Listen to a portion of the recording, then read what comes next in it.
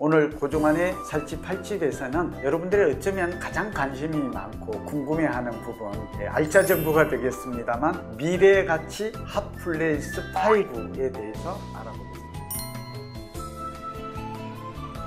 부동산 경기가 어쨌든 7개월 만에 다시 오르고 있고, 또 정부도 분양가 상한제라든지 채권 입찰제, 또 전매 제한 이런 것들도 서두르고 있는 모습입니다. 빠르면 추가 규제가 9월 말이나 10월부터 다시 본격화될 것으로 보이는데요. 그렇게 되면 아무래도 시장도 상당히 대변화, 지각 변동이 일어날 것으로 보여져요. 지금과 같은 똑같은 투자의 대상, 투자의 방법, 투자의 전략으로는 성공하기 어려울 것으로 보입니다. 저는 기본적으로 문재인 정부까지는 투자의 비중을 높여서 부동산에 접근하는 전략은 그렇게 바람직하지 않다, 성공적이지 않을 것이라고 보고 있습니다. 이미 부동산 경기는 지난 5년간 충분히 그리고 많이 올라서 서울의 강남 재건축이나 일부 아파트는 상당한 거품이 있는 것으로 보여지고요. 또 정부의 정책이 무엇보다도 이걸 용인하지 않아요. 정책과 시장이 싸우면 결국 누가 이길까요? 쭉 30-40년을 보았더니 결국 정책이 이겨요. 모든 게 다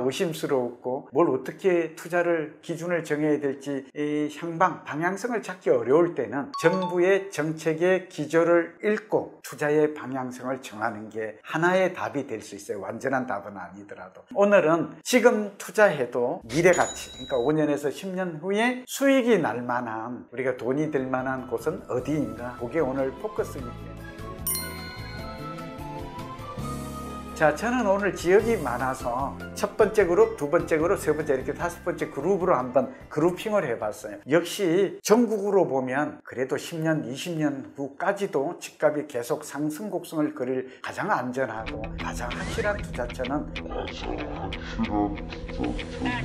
역시 서울입니다. 이거는 뭐 다른 의견이 전문가들도 없을 것 같아요. 근데 서울 중에서도 핵심 중에 핵심이 이전에도 말씀드렸지만 네 군데로 보이잖아요. 그게 하나가 1그룹입니다. 강남 4구, 또 강남권 볼 수 있고요. 두 번째는 광화문을 중심으로 한 사대문. 요즘 동대문, 서대문 지역도 굉장히 뜨겁잖아요. 실소유자 관심도 많고, 또 여러 가지 도시재정비라든지 도시재생과 같은 이러한 도시계획도 진행이 되고 있고요. 그래서 정리하면 강남과 소위 광화문을 중심으로 한 사대문화, 여의도, 그리고 용산까지 이 네 군데가 서울 지역의 앞으로 10년, 20년의 성장을 이끌 핵심 지역이다 라는 것을 꼭 우리는 투자 지도를 그릴 때 염두에 두어야 합니다.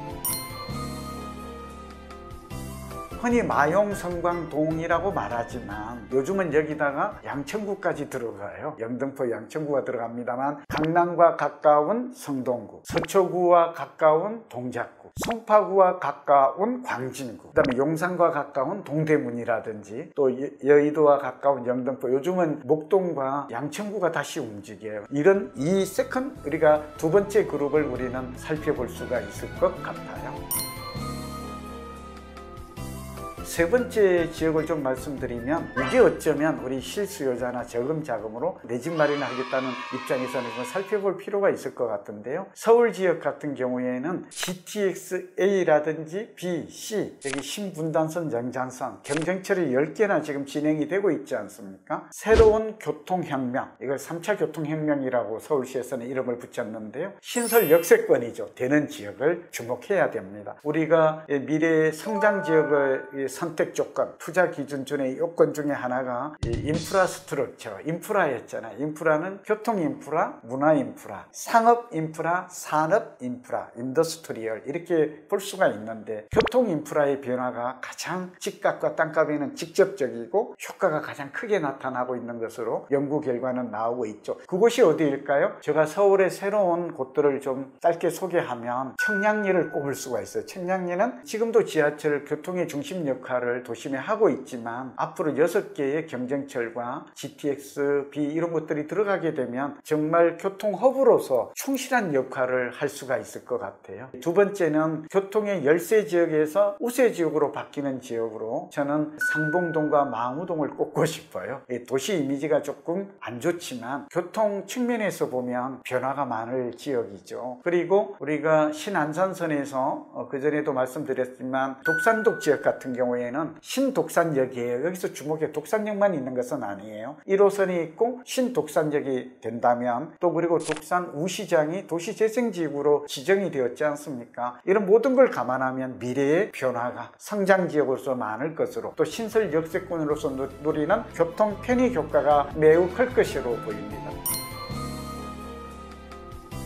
네 번째 그룹에서는 저는 관문 효과를 꼽을 수 있을 것 같아요. 신내라든지 제가 볼 때는 우리가 광명과 금천구 지역이 또 해당이 되죠. 그 다음에 하남, 성남 이런 지역. 그러니까 말하자면 서울과 경기도, 인천과의 접경 지역이 관문 지역에 해당이 돼요. 그리고 요즘 떠오르는 곳 중에 하나가 김포 쪽에는 고촌 쪽 같은 곳들이 관문 효과를 누릴 수가 있어요. 김포가 굉장히 넓잖아요. 그래서 이제 계양이 신도시도 되고 하게 되면 이러한 효과는 커질 것으로 보입니다. 고양 화정이라든지 또 우리가 삼송이라든지 원흥 이런 지역들도 혜택을 볼 수가 있는 것이죠. 그 다음에 마지막으로 상기 신도시의 다섯 번째는 이거는 빠르면 2021년 하반기나 2022년부터 최초 분양이 들어갈 것으로 보이는데 상기 신도시의 시범지구 보통 한 서너 차례에 걸쳐서 시범단지 분양이 이루어져요. 초기에 그때는 분양가도 저렴하고 핵심 입지에서 분양이 되고 있기 때문에 분양가도 저렴하고 경쟁률도 낮아요. 심지어 미분양까지 나기도 해요. 그러면 우리 고향 창릉이나 부천 대장을 비롯해서 하남 교산지구 또 남양주 왕곡지구 같은 곳들은 출퇴근이 가능하고 교통량이 확충이 되고 분양가가 시세보다 저렴하고 또 새아파트 이런 곳들은 우리가 망설이지 말고 무주택 젊은층들은 내 집 마련. 오늘은 미래가치가 높은 핫플레이스 5에 대해서 설명을 드렸습니다. 꼭 놓치지 말고 지금부터 2022년까지 내 집 마련의 대기회가 온다. 희망과 꿈을 가지고 내 집 마련과 함께 주택으로 노후도 준비하고 또 부동산으로 부자 되는 그런 기회가 됐으면 좋겠습니다. 감사합니다.